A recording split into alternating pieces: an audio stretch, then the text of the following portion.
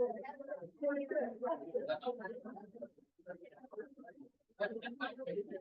how are you?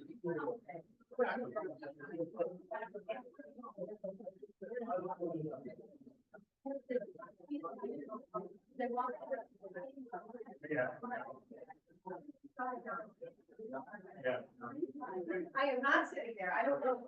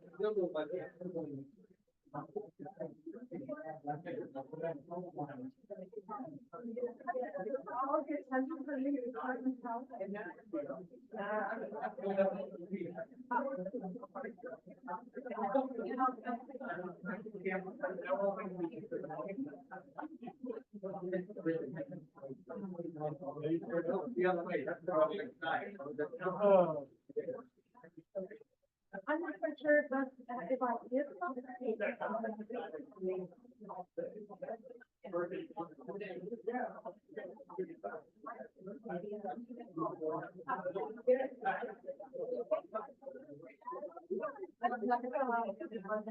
Yeah, Ron, first area. I would have got some beer for the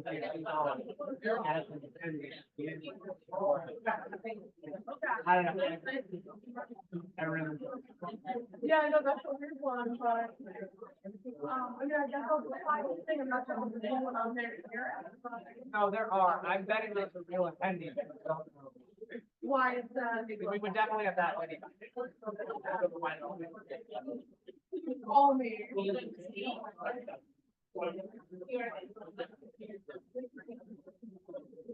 Those of you joining us by Zoom will be starting in a few short minutes, but just a reminder, you can enter questions through our Q&A function, but we should be starting right around 3, so thank you for joining us.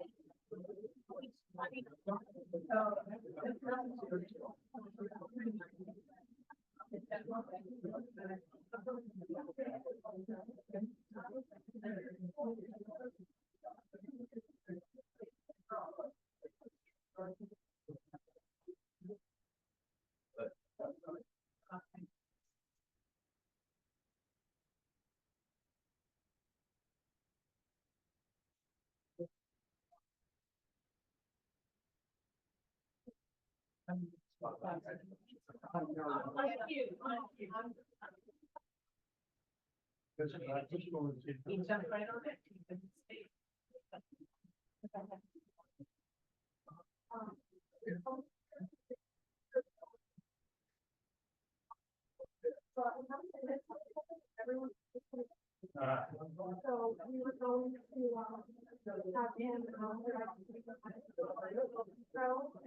just get like a brief technical note, and then he was going to come out with a quick note.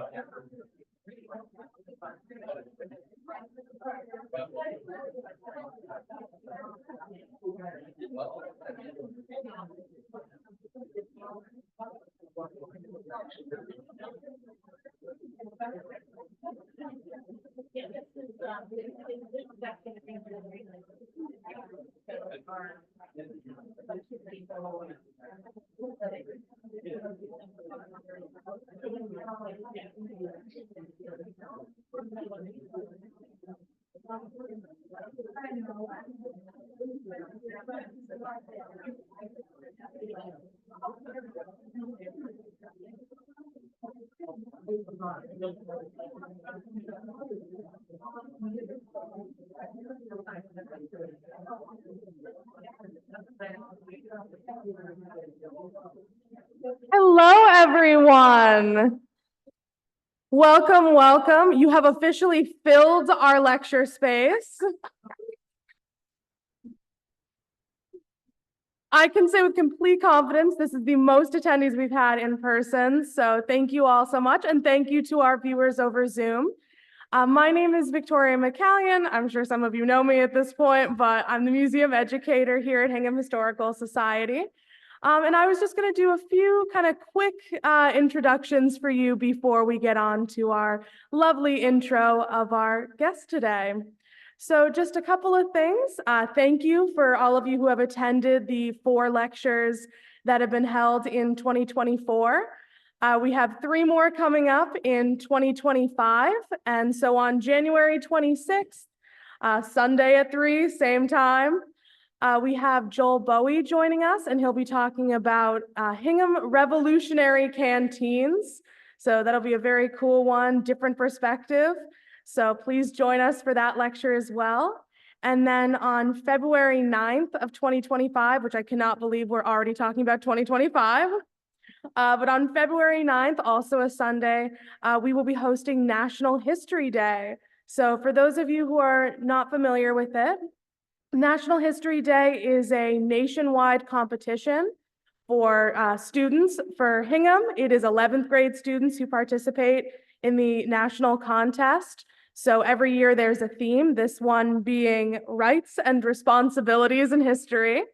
And so every year there's that theme, and they come up with projects, whether individual or group, and they can do a performance, a speech, a paper, any kind of way to convey what they want to say about that theme, and then they compete. So we are hosting the finals for Hingham High School here, and that is open to the public. So if you are able to, you should absolutely come. Not only is it great for the students to have support, but you also will learn a ton of different perspectives about rights and responsibilities throughout history. So please join us on that day. We have a very, very good history with National History Day here in Hingham. We have a lot of students who go on to the regional level and a lot who go on to the national level. So we would love to see you come out and support them. But thank you all so much again. We're going to have a quick little technical note, and then we will continue on to our lecture. Hello to my Zoom audience. It's weird being on this side of the camera. Small little thing. If you haven't already noticed, your name is probably showing up incorrectly in the attendee list. I have an inkling of why that has happened, and we'll have it fixed for the next go around. But if you can try to rename yourself on Zoom, just so we know who's who. If you can't, not a huge issue. Just if you have a question in the Q&A later on, just make sure to also sign your name at the end of your question, just in case, so we know who's asking what questions. Thank you, everybody. For those in person, everyone on Zoom's coming up right now is Victoria McCallion. So I'm just so excited that I've showed up in all forms. But thank you so much, people on Zoom. Thank you, everyone here. And to do our introduction to Professor Bob Allison, we have our former president, Paula Bagger. So without further ado, Paula.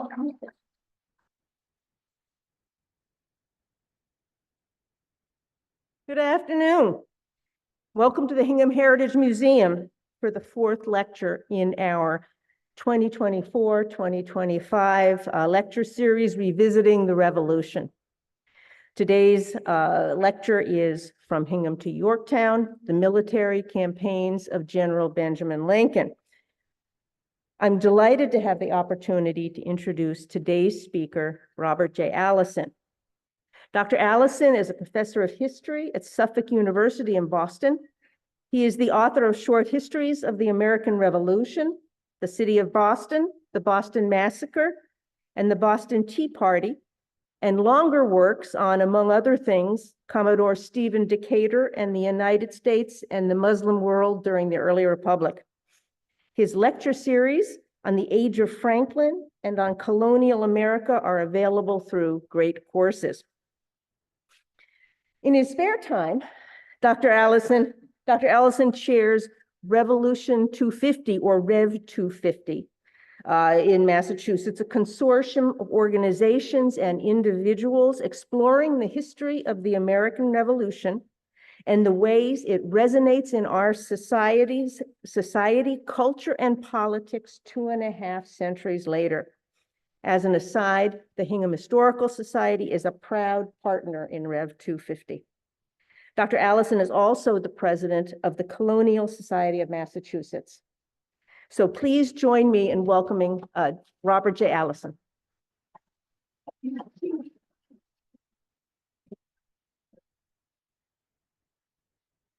Well, thank you so much, Paula and Victoria. And what a real pleasure it is to be here in Hingham because of all of the tremendous things that Hingham is doing to commemorate its history and most importantly, to get young people engaged in the history of Hingham and the history of the nation. So I was really honored to be asked to come here, of all places, to talk about Benjamin Lincoln, who looms very large here and should loom large for the rest of us as we think about the beginnings of the American Republic and the beginnings of the American experiment. There probably would have been no way of imagining this in 1770 or 1774, even, where things were going to take us. Later in life, actually at the end of the war, Benjamin Lincoln said to a visitor from the Netherlands who was visiting the Lincoln House, that tremendous place which the Hingham Historical Society has recently acquired, thanks partly to the generosity and the foresight of the 11th generation of Lincolns to have lived in it, that for 20 years after his marriage, he had never dreamed of war. And he and his wife had sat by their fireside passing our evenings talking together, something they had done for 20 years before their marriage, after their marriage, and then they would do for 20 years after the war. Thinking about the nature of the war was to allow families like the Lincolns once again to sit by their firesides talking. And I think as I think about the story of Benjamin Lincoln, excuse me for one moment as I try to navigate the, yes. George Washington had many tremendous attributes, and probably one that is most important was he was a superb judge of character. He could recognize abilities in people that they might not have been aware that they had. So we see early on in the war, Washington gets to know some very enterprising young people, men typically a generation younger than Washington, who will become not only his closest aides during the war, but long after. And we can see in their own lives the impress that this time with Washington made on them. So for example, Henry Knox, who was 24 years old when Washington first met him somewhere in Roxbury, and was so impressed with Knox's ability to build a fort that he put Knox in charge of all of the artillery in the Continental Army. Knox was 24. He had run a Boston bookshop. And this was a good news, bad news proposition for young Henry Knox. The good news is you will be a colonel in the Army. In fact, Knox entered the Army at the rank of colonel. And you'll be in charge of all the artillery. The bad news is the artillery is 300 miles away and you have to go get it, which Knox did. Or Nathaniel Greene, a Rhode Islander, who had been dismissed from his militia unit that he had helped to start in Rhode Island because his years of working in his father's iron foundry had given him a limp. And some of the other guys muttered that marching in a parade and our commander is limping doesn't really look good for us. So Knox left that unit, and then he's charged with leading the Rhode Island regiment to the siege of Boston. And Knox, Greene, and Washington will be the only generals in this Continental Service who will be there from the siege of Boston to the surrender at Yorktown, and then to the dismissal of the troops in 1783. And then others, which you don't need to spend too much time with, the Marquis de Lafayette. And this year and next, we're observing the 200th anniversary of Lafayette's triumphal return. And we can see for Knox and for Lafayette, and then of course for Hamilton, Washington becomes the father figure they did not have.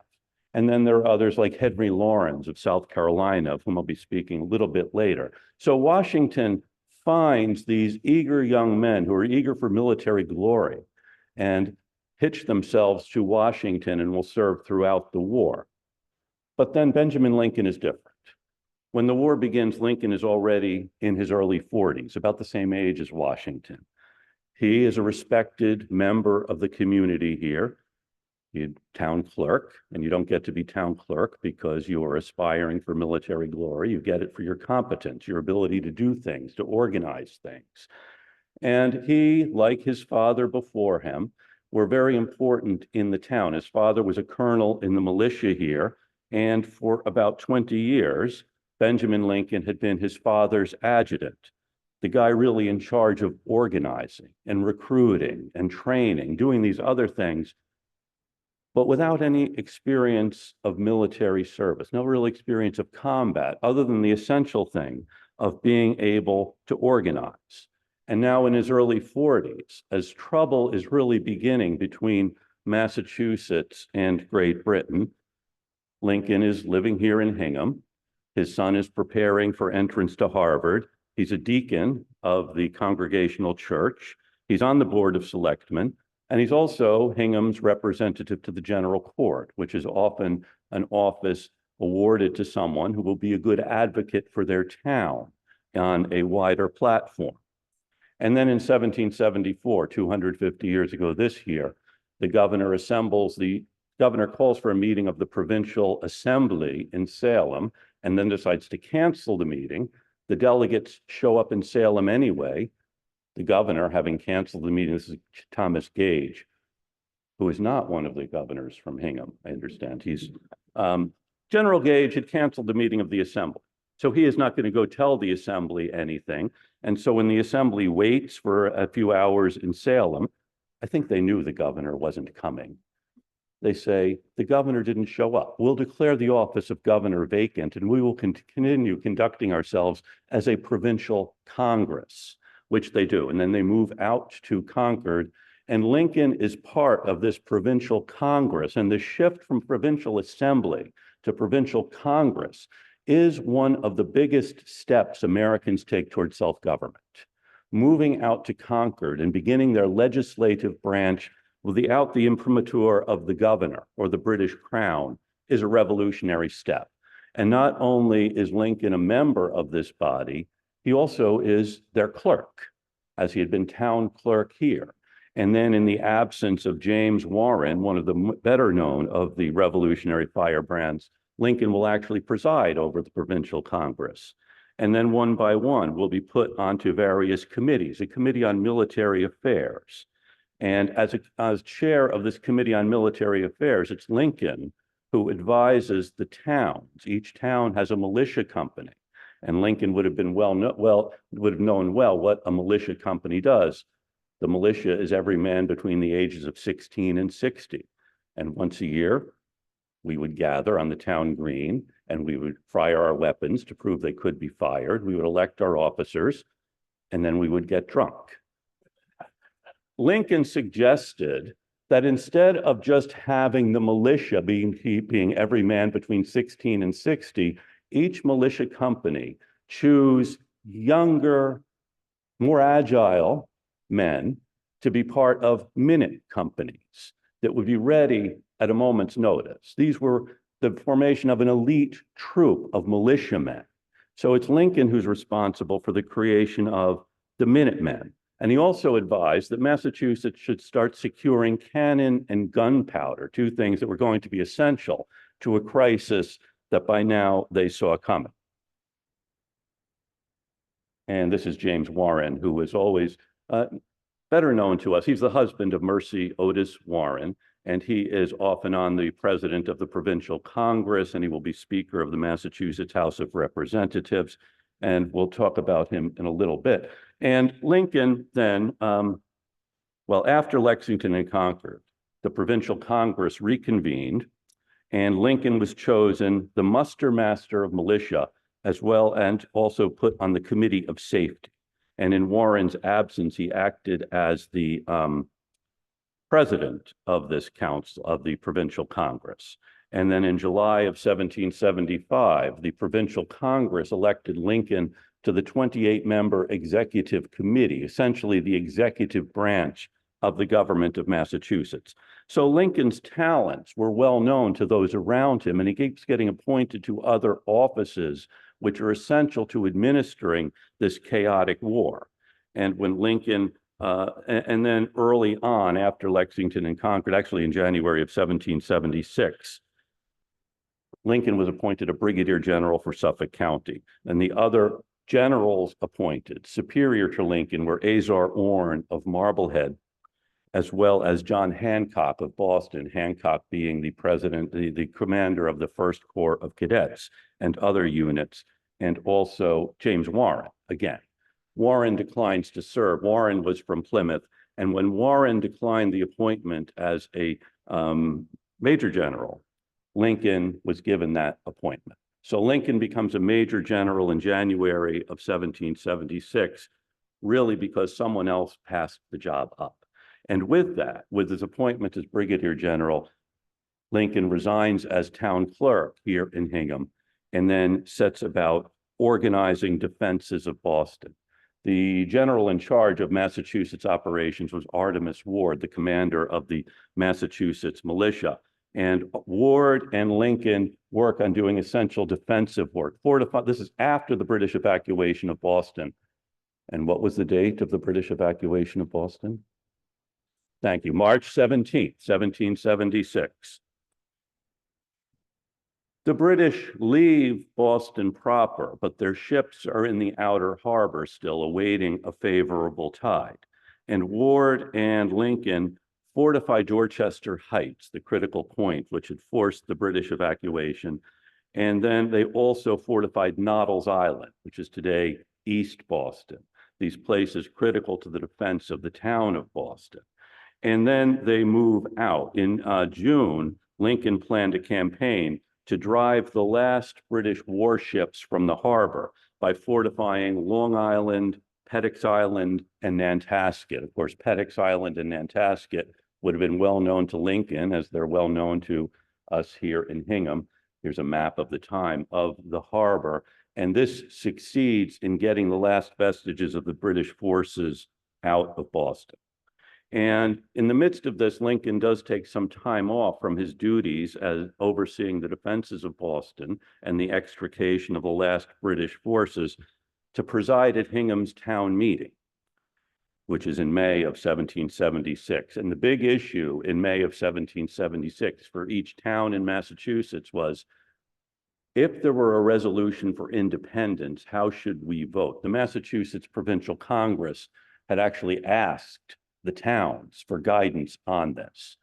It was a refreshing time when the assembly would actually ask the towns what they thought about an issue. And the towns did weigh in.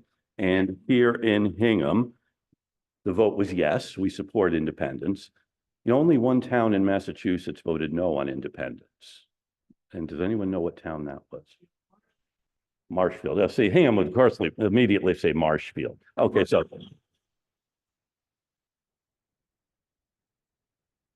so there were two towns in Massachusetts. The other one was Barnstable. So Marshfield should not feel so isolated now. And once Hingham agrees to independence, Lincoln, as commander of Massachusetts forces, heads to where the real military action was, New York. And the summer of 1776, Washington knew when the British left Boston, they were going to go to New York. And New York is going to be the headquarters of the British Army from the summer of 1776 until November of 1783. So New York was much more welcoming to the British than Boston had been. By the way, New York has of late made Evacuation Day a big event. It's in late November, commemorating the British evacuation in November of 1783. And who are we to begrudge New York a commemoration of that magnitude? I think they got the idea of Evacuation Day actually from us. So Lincoln goes to New York, and Washington had known the British were heading to New York. So even in March of 1776, he was sending American forces there to the defenses of New York. And then in May, June of 1776, Lincoln and his Massachusetts troops go to New York, and he is in Poughkeepsie with General George Clinton, who's also the governor of New York, or will be the governor of New York, planning an attack on Long Island. So this is Lincoln's first military campaign to plan, aside from driving the last British forces out of Boston. And he and Clinton are planning this attack across Long Island Sound to the shores of Long Island as a way of distracting the British forces, getting them to move out of New York and relieving the pressure that's being placed on Washington and the Continental forces on Manhattan and in Brooklyn. But then things in Manhattan and Brooklyn become really hopeless for the American cause, and Washington says, cancel that mission. Instead, Lincoln and Clinton are brought to join in Washington's attempt to prevent the British from completely humiliating the American forces. The New York campaign in 1776 is a disaster on all accounts, and Lincoln and Clinton then are part of this campaign to slow down the British advance north of Manhattan and into White Plains. And at the Battle of White Plains in the early fall of 1776, this is Lincoln's first real battle, first real series of campaigns around New York. And it's impossible to look at the battles around New York and see anyone coming out with a better reputation than they went in. And Lincoln is rare in this. He sees that the war is going to take longer than he anticipated. That is, even though Washington's army had been forced out of New York and is now about to be chased across New Jersey, Lincoln, like Washington, has an understanding that the Americans will win the war, but it will be more difficult than they had imagined. Washington, when he first arrived in Boston, thought all we need to do is have another battle like Bunker Hill, and the British public will give up on the war. Washington sees that's not going to happen. Lincoln had thought our reliance should be on militia, that is, the citizen soldiers, the men he would have known from his time in Hingham and in Massachusetts organizing the militia. But he sees this is going to be a longer war, and it's not going to be something simply settled in New England. It's going to require us to take a continental approach to this and have a professional army raised from among ourselves to conduct the fighting. So Lincoln has a change in his thinking of military strategy in this Battle of White Plains. And then after this Battle of White Plains, which ends somewhat disastrously for the Americans, with Washington and his forces mainly being driven across the Hudson into New Jersey, Lincoln, recognizing the war is going to be longer than he anticipated, comes home to Hingham to settle his affairs, knowing he will be gone longer than he anticipated. So back in the spring, he had resigned as town clerk. Now he comes home to Hingham and resigns as deacon in the church. And then he goes back to the Hudson Valley under the command of William Heath, another Massachusetts general. Along with him comes his oldest son, Benjamin Lincoln Jr., and also Timothy Pickering, who will go on to a distinguished career in the war and afterward. And in January of 1777, Heath and Pickering and Lincoln are involved in an attempt to take King's Bridge, the bridge linking Harlem with the Bronx, for those of you familiar with New York now. And it would have been linking Harlem and the Bronx then. Of course, it's a fortified position. And the British had taken the fort the Americans had built rather hastily to guard King's Bridge. The Americans had called it Fort Independence, and the British kept that name as a way of mocking these Americans who thought that they could be independent of the most powerful empire in the world. And Heath oversees an attack on this fortified position. He doesn't have any artillery to use to attack this position, but he has a great deal of Massachusetts spirit. So he goes down to the fort with this force. This is January of 1777, and demands that the British surrender. Often it's a good tactic simply to go up to the enemy and demand their surrender, and sometimes you don't know what they're going to do. I think in this case, we can anticipate they're going to say, no, we're not going to surrender, because they recognize these guys don't have any artillery. And so this attempt to take the fort through nothing else than bravado fails, and it ruins Heath's reputation as a general, which is why I've never been asked to speak about the military accomplishments of General Heath. Phil, there must be Heaths around still who would like to carry that particular torch. So Heath is ruined, but at this point, Washington recognizes Lincoln's capabilities. He is not someone who is going to try to storm an enemy fort with nothing but his own willpower.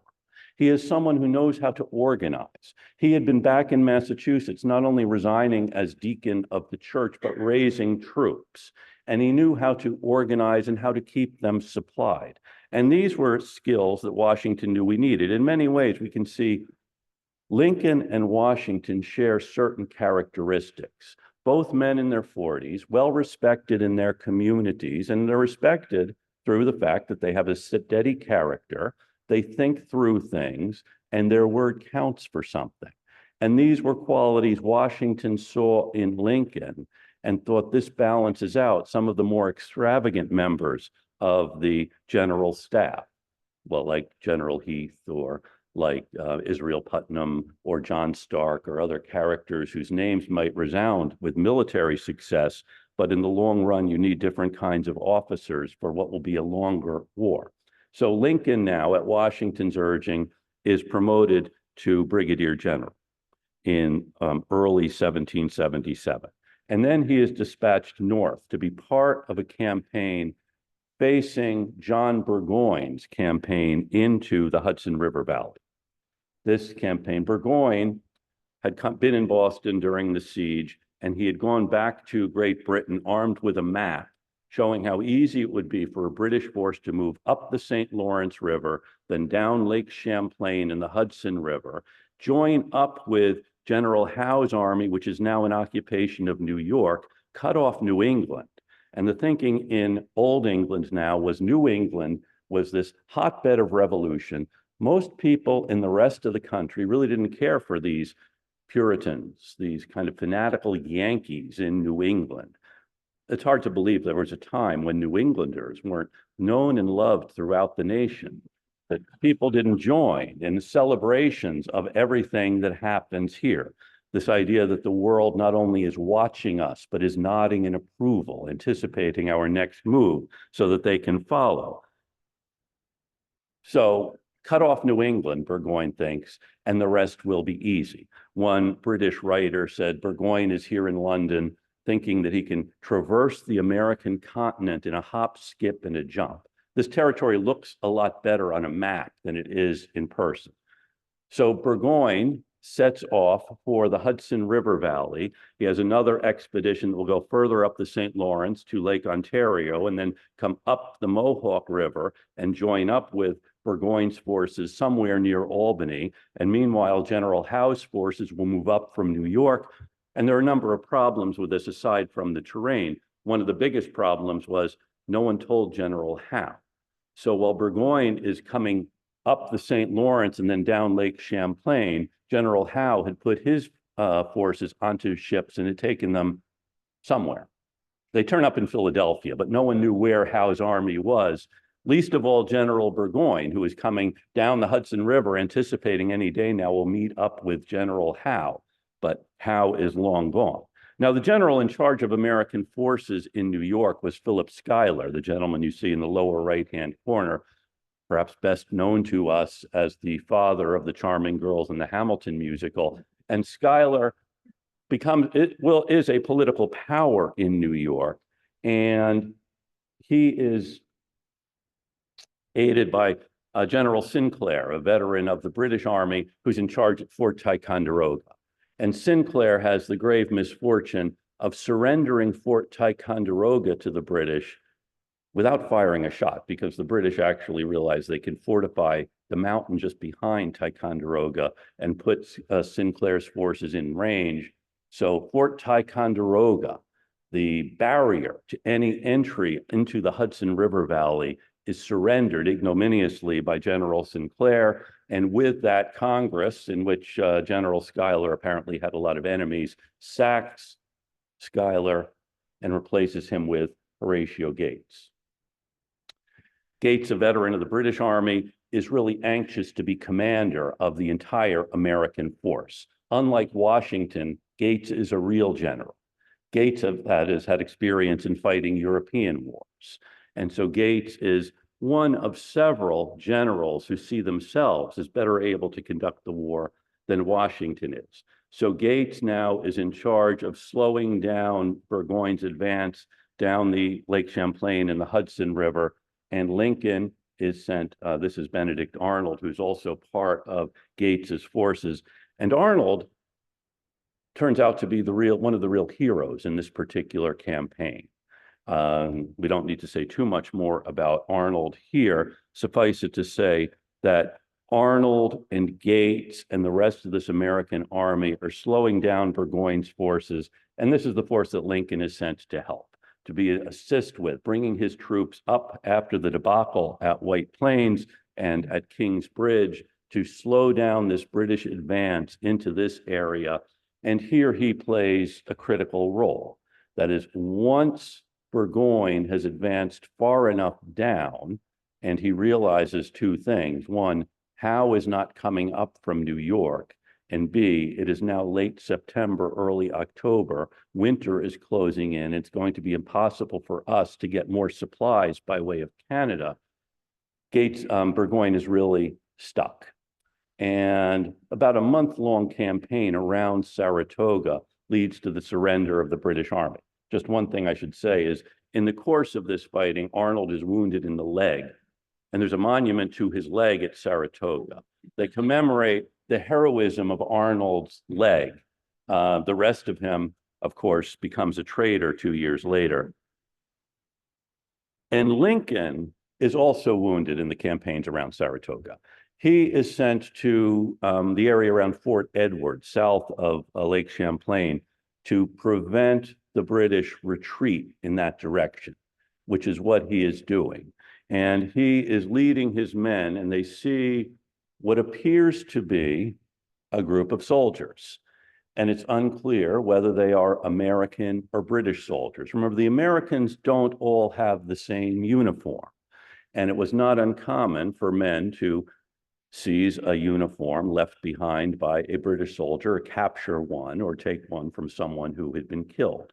So there are a couple of guys with red coats, but the rest are not wearing red coats. And Lincoln is not aware this is actually a British troop until it's too late. When he realizes it is, he turns. The British now realize this is an American force. They fire, and Lincoln is shot in the right ankle, very badly wounded. He gets away. He has to be evacuated to Albany. And this is in early October of 1777, when the rest of Gates's forces are surrounding Burgoyne's at Saratoga, forcing the surrender. And Lincoln is now in Albany, and the doctors are not sure if they will be able to save his leg. That is the first thing they might have wanted to do, is simply cut off his right leg so the infection wouldn't spread.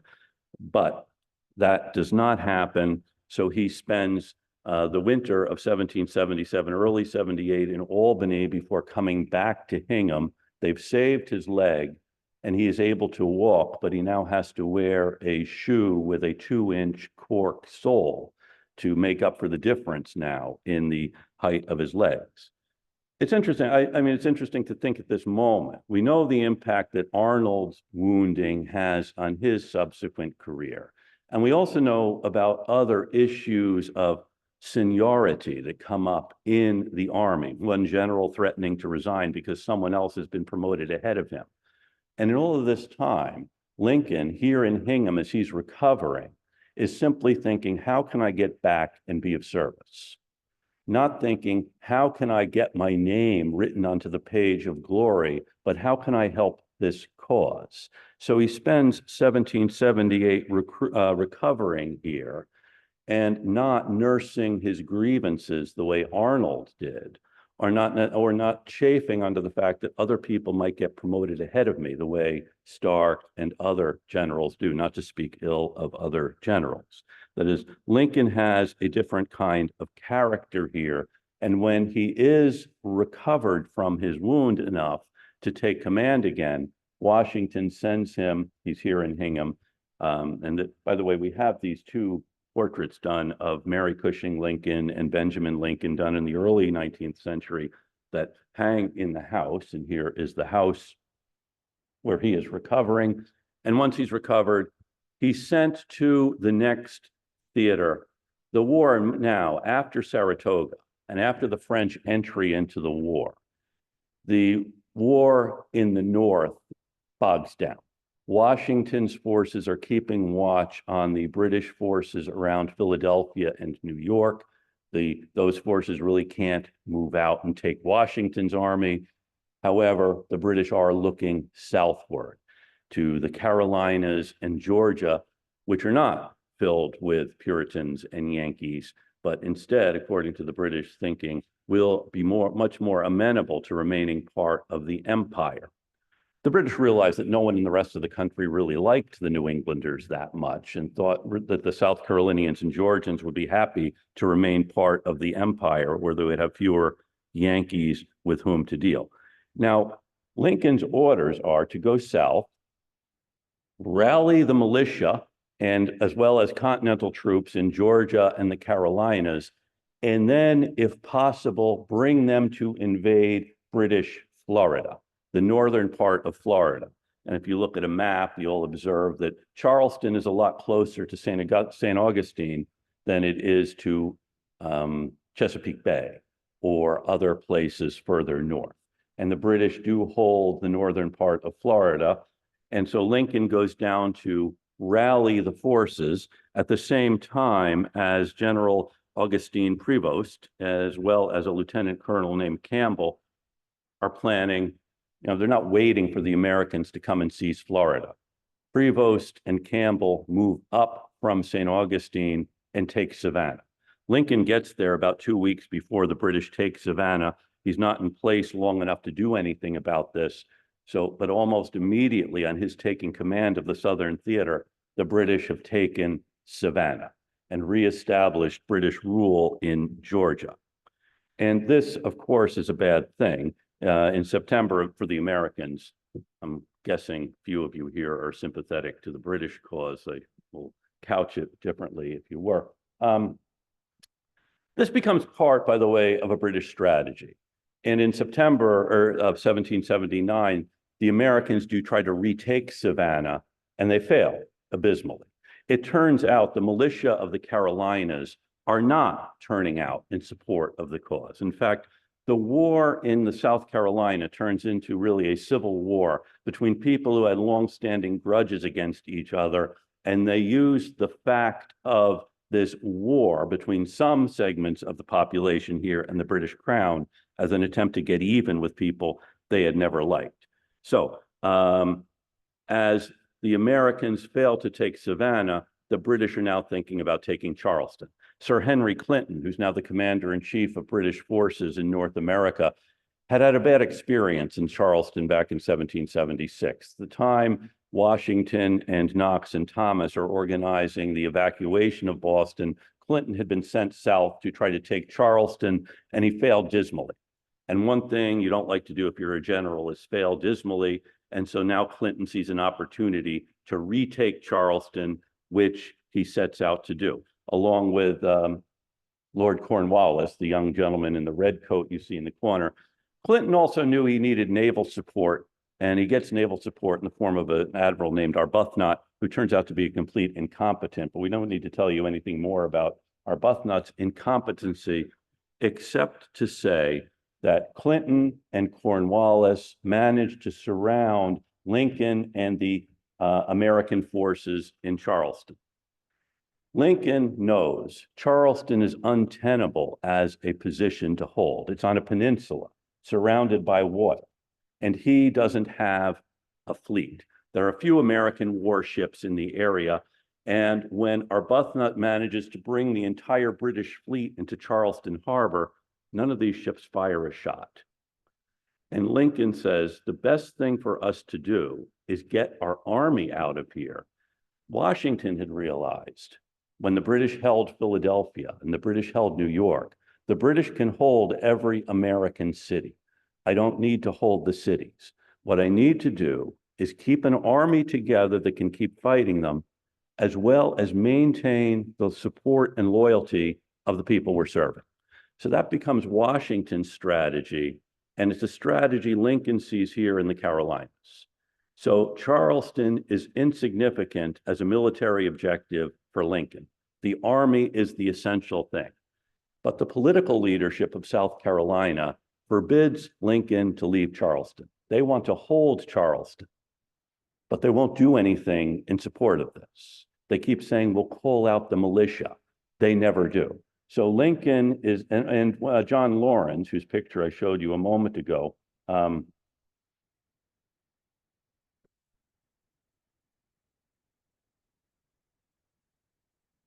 comes up with another strategy, which is, why don't we arm the enslaved population, offer freedom to those who will join us?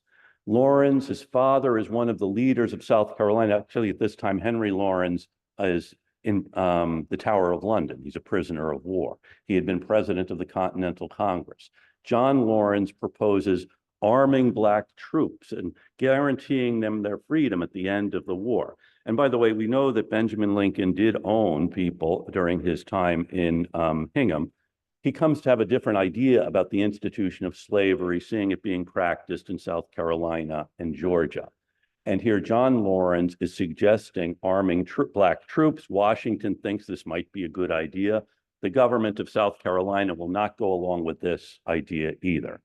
And so Lincoln, now surrounded by British forces, with a British fleet investing Charleston Harbor, has no recourse but to surrender his army to the British. So Charleston is surrendered. Along with it is surrendered Lincoln's army. General William Moultrie, the other general you see here, a general from South Carolina, talks about the day of the surrender. He said 3 times as many militiamen presented themselves at the surrender as ever presented themselves to defend Charleston. That suddenly these guys are coming to surrender so that they can get a parole from the British and go home. And it's a way of guaranteeing their future success. So South Carolina is a disaster for the American forces. And once again, Lincoln comes home to Hingham. He actually stops in Philadelphia. He is paroled. Most of the men are sent to prison ships in New York Harbor. Lincoln and the other officers are paroled. That is, go home and don't fight anymore until you're exchanged. On his way home, Lincoln stops in Philadelphia and asks Washington if there can be a court of inquiry to determine whether he should be cashiered or not. That is, he wants to defend his reputation. Washington doesn't think there's a reason to defend his reputation. Washington understands that Lincoln was in an untenable position, and it wasn't his lack of leadership. Instead, it was a lack of support that forced him to surrender his army. And meanwhile, another army is being sent, more forces are being sent to the Carolinas, and that's really a story for another day. Meanwhile, Lincoln, as I said, has come home to Hingham once again. And then in the early fall of 1780, he is exchanged, actually for 2 officers. One is the Baron Riedesel, a German officer who was captured at Saratoga. And the other is a British general named Phillips. And apparently Phillips was such an annoying character. I think they wanted to get rid of him on our side and let him go back to England. So Lincoln exchanged for 2 officers, and then once again, he starts mustering Massachusetts troops to go join Washington's forces surrounding New York. This is in early 1781 when Lincoln goes back to New York with these Massachusetts forces. The French have now arrived, and this rest of the story is one that could be covered at greater length, but I won't. Washington has an opportunity with the arrival of a French fleet, knowing that the British in the South had been trying to secure their own supply lines. The British had taken Charleston, and then they were trying to hold on to the Carolina backcountry. Ultimately, Nathaniel Greene is the general in charge of these battered American forces in the Carolinas, and Greene starts drawing the British army north, following him. And the British think if we can attack the source of supply in Virginia, we can put down the rebellion in the South and win the war. So Greene is luring the British forces into North Carolina and then into Virginia, and General Cornwallis sets up his camp in Yorktown, a peninsula on Chesapeake Bay. And this is exactly the position Lincoln had been in back in 1780 in Charleston. That is, you're holding a peninsula surrounded by water. This time, Washington can get control of the backcountry with continental forces, and with this French fleet, secure control of the waterways. So now Washington sees a different opportunity here presented in Yorktown.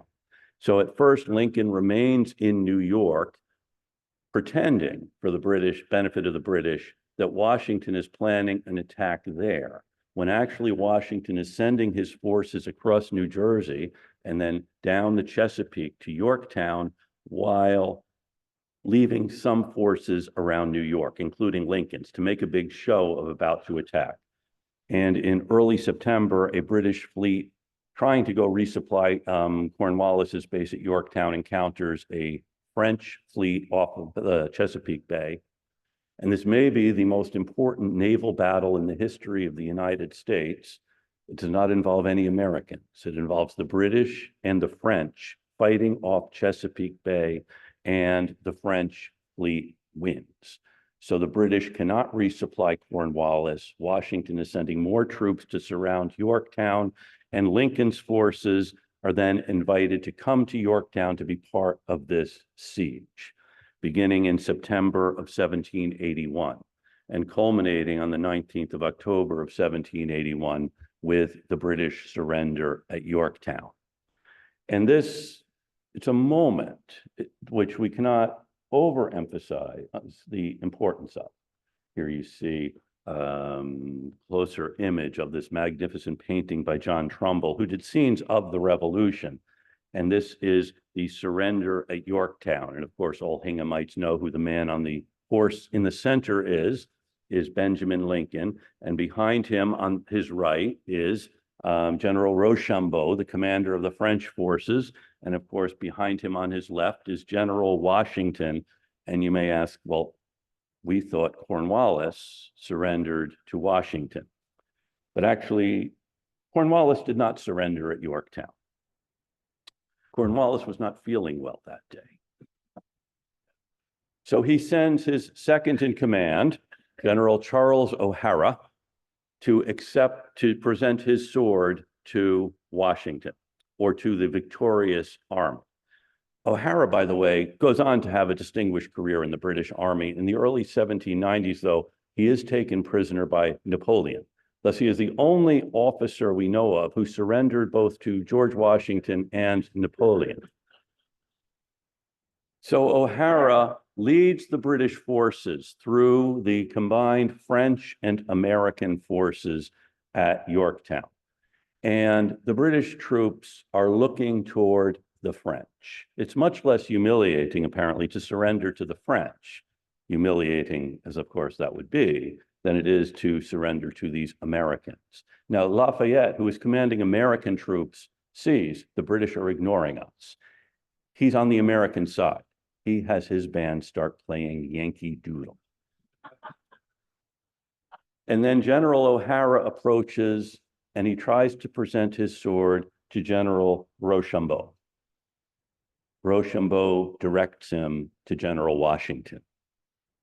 Washington realizes this is not the Earl Cornwallis. This is his second in command. Therefore, he will not, the second in command does not surrender to me. He surrenders to my second in command, and that's Benjamin Lincoln.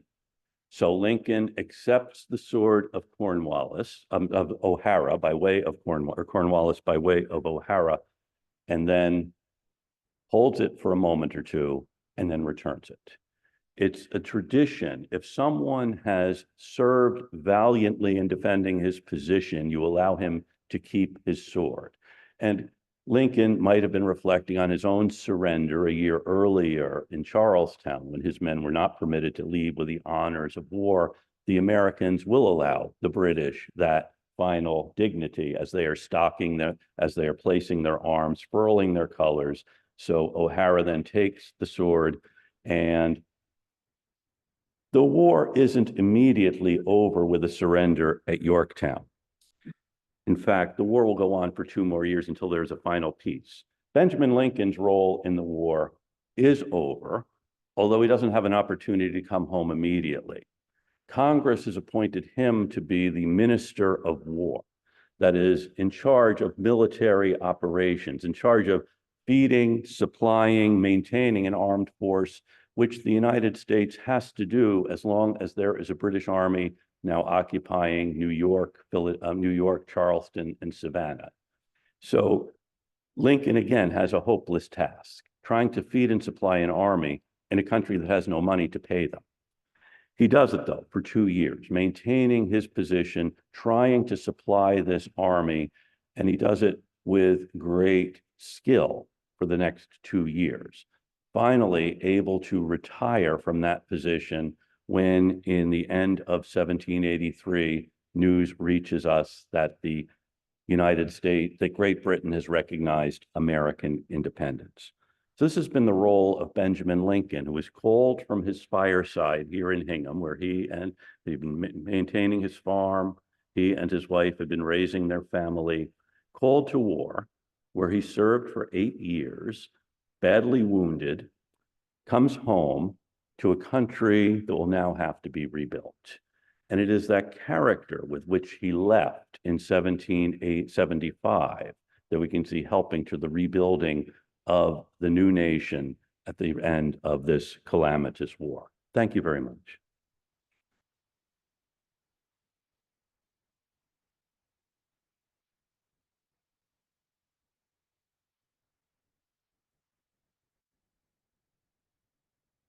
I understand it's possible for people to ask questions.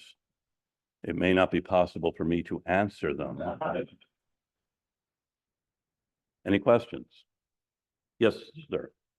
I think we have, Victoria has a microphone for you. The first words were, can I elaborate?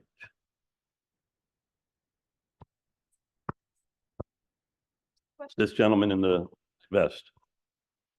Dr. Allison. I speak loud anyway. So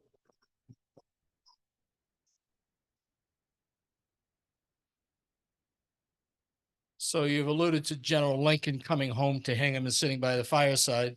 That leads to the obvious comparison with politicians today and leaders today. Do you see any, would you care to comment on any obvious contrast between the role of the Cincinnatus? I believe he became president of the Order of Cincinnati later, named after the general from Rome who went back during the Republican era to his farm. And you seem to keep coming back to that theme. If you want to wander into the modern day, fine, but otherwise it's been a very enjoyable historical lecture. Well, thank you very much. Yeah, that is the ideal. In fact, in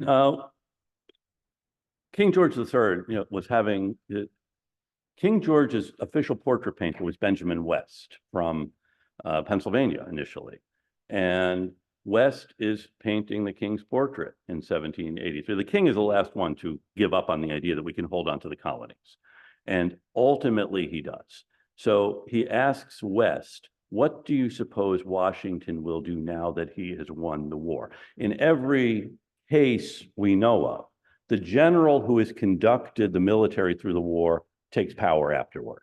And one thing we have learned, I'm not going to talk about contemporary politics, but to simply say, most revolutions in the history of the world have discovered it seems impossible to topple the bad old regime, but that's a lot easier than building a regime that won't be worse. To simply replace rule by one set of tyrants with another. So what will happen now? Recognizing Congress is completely ineffectual. One reason Lincoln doesn't have any money to spend on troops is because Congress can't raise a revenue. And this is a story for another day. So what force do we have other than the army? And in fact, in early 1783, there's an attempt by some officers in Washington's army simply to seize power, saying, okay, Congress can't do anything for us. We have to look out for ourselves. And they're not looking out for ourselves in the interest of going home, sitting by our fireside. We're looking out for our interest in the sense of getting paid. And that may seem like a grubby thing, but it's, these guys have been sacrificing. Washington is able to put that down, but there's what chance is there again? So anyway, getting back to the king, saying to Benjamin West, what will Washington do now? And West says, I imagine he'll go back to his farm.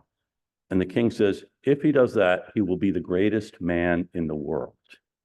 And you can think about it in a number of ways. That is, would anyone who has that opportunity simply say, okay, now I'm going home, I've done my part? But Washington's model is Cincinnatus, the Roman general. That is, he had been called from his plow to save the republic, then is asked to become a dictator.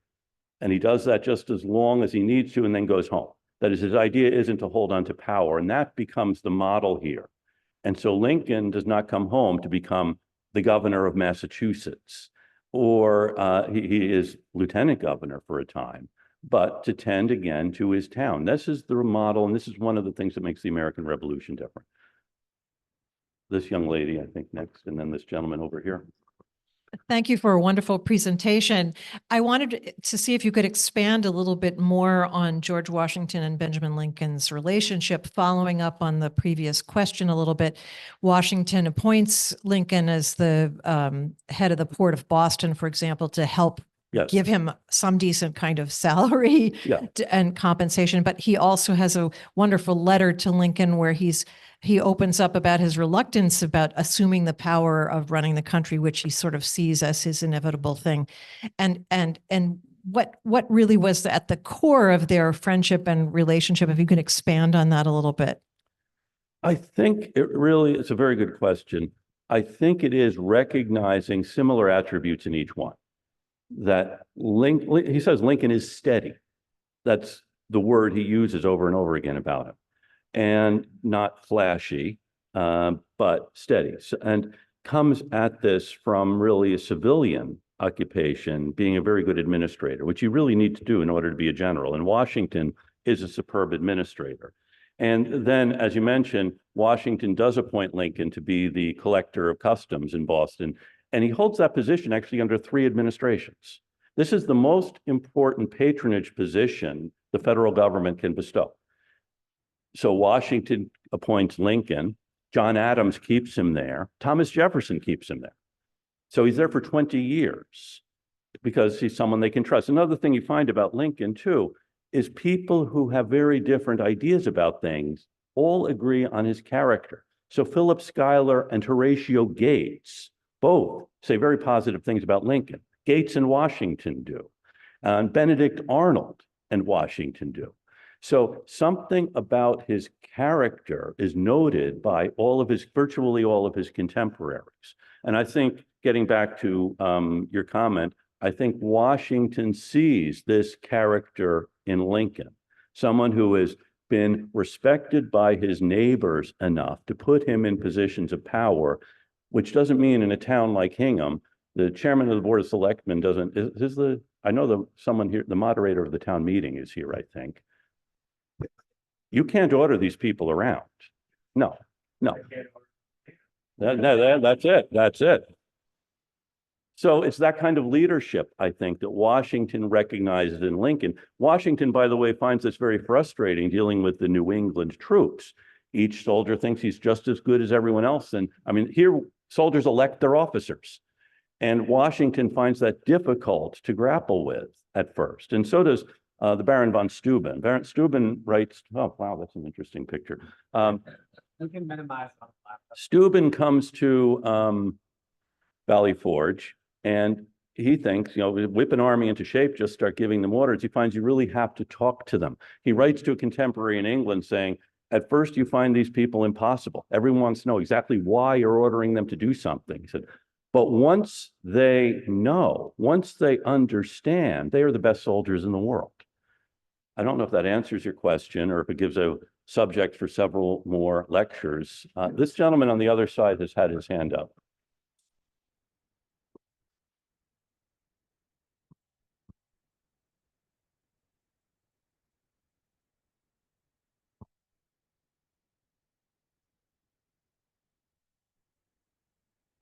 Two really quick. I've had the good fortune to have a pint or two at the Francois Tavern in New York, where Washington said goodbye to his senior officers. Was Lincoln at that goodbye? I don't believe he was. No, I don't believe he was. I could be proven wrong, probably by someone in this room.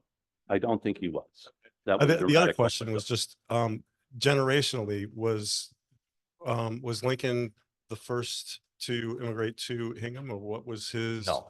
Okay. He was the 5th or 6th here, I think. Which generation was Benjamin Lincoln in terms? The Lincolns had come here in the 1600s. And in fact, they have a big family. Abraham Lincoln is also a descendant of the Thomas Lincoln who came here in the 1600s. I know there are people here who know much more about this than I do. Michelle, do you have a sense on what generation Lincoln was? Okay. So it's the 5th generation in Hingham, and he was Benjamin Lincoln the 4th. Yes. And then his son, Benjamin Lincoln the 5th, dies young, tragically. But yeah.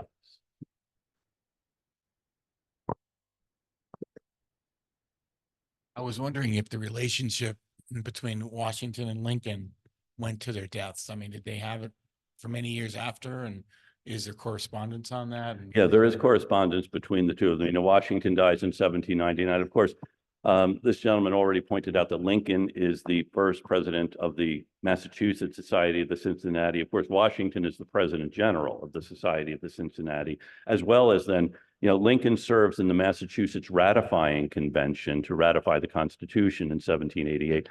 It happens just a few days after his son Benjamin Jr. had died. But yes, they do continue to correspond officially as well as, Washington and Lincoln. Another characteristic they have is not being glad-handers, but they do have this relationship of similar minds. We're going to take a few online questions now. Yes, so we do have a virtual question. So as a leader of Massachusetts Rev 250 effort, including the excellent Rev 250 podcast, what do you think is the value to today's world of commemorating the 250th anniversary of the American Revolution? Did you plant that question? No, I didn't. Well, my real thinking with Revolution 250 is people do like things with round numbers. As an historian, I have the real luxury of being interested in these things no matter what year it is. But the general public, I recognize, have a lot of other things on their minds and can't really get as engaged in this as we can. The real goal of Revolution 250, we do commemorative activities, and this year we have a number coming up. The big ones I'm thinking about are the Battle of Chelsea Creek in May, which is the first naval capture of the Revolution. And for that, we're bringing together Chelsea, East Boston, Revere, as well as commemorating Henry Knox Noble Train of Artillery. And that's going to start in December at Fort Ticonderoga. The real purpose of this isn't for just us like-minded folks to get together and have fun, or reenactors to get together to do this, but to engage with the rest of the folks who are part of this experiment, that is the part of this great country, so that at the time of the 300th anniversary of American independence, there will be a cohort of folks like us, similar age, who will remember having been awakened back in 2025, 2026 to this story that we can see beginning here in Hingham with the case of Benjamin Lincoln, or in other places, and a story that includes a lot of people asking different questions. So the real goal of it is to get younger people engaged with this story so it becomes theirs in the way that right now the story is ours, thanks to places like the Hingham Historical Society and others who are keeping these stories alive. So that's really the overall goal, not thinking so much about 1775 and 6, although those are really the cornerstone years, but thinking about 2075 and 3075 as we want to keep alive this movement that began in the town meeting here in Hingham all those years ago. Thank you.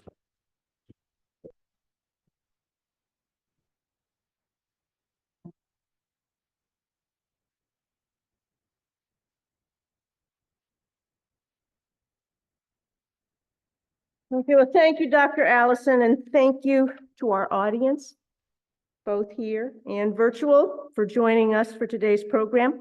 As Victoria said, we hope you will join us on January 26th, Sunday afternoon at 3 for the next lecture in this series, which will feature Joe Bohe, Director of Historic Arms and Military at Bruno & Co., and well-known to people who watch Antiques Roadshow, who is an expert on revolutionary military. He will present on Hingham's revolutionary canteens. The locals in the crowd know that Hingham was Bucket Town, and we're very proud of our history with buckets. And when you think about it, a canteen back then was really just a short bucket on its side. So there was a great role that Hingham played in providing canteens in the Revolution. I want to give a special thanks, as always, to Colin McGinnis for his technical assistance with the program. Thanks, Victoria McCallion, for her managing the questions and the whole Zoom experience. And as always, the Education Committee of the Hingham Historical Society for putting together this lecture series. A quick plug for the Hingham History Fund. Your financial support of the Hingham Historical Society powers our mission to collect, preserve, and interpret the history of Hingham, Massachusetts. By giving to the fund, you provide immersive field trips for local students, preserve historical properties and collections, and enable us to innovate through community and statewide partnerships such as Rev 250. And so I hope that you will consider a year-end contribution to the Hingham History Fund. You can give online at our website or contact our executive director, Deirdre Anderson. And now I hope everyone will join us one floor down in the ballroom for some refreshments and a chance to talk to Dr. Allison. Thank you.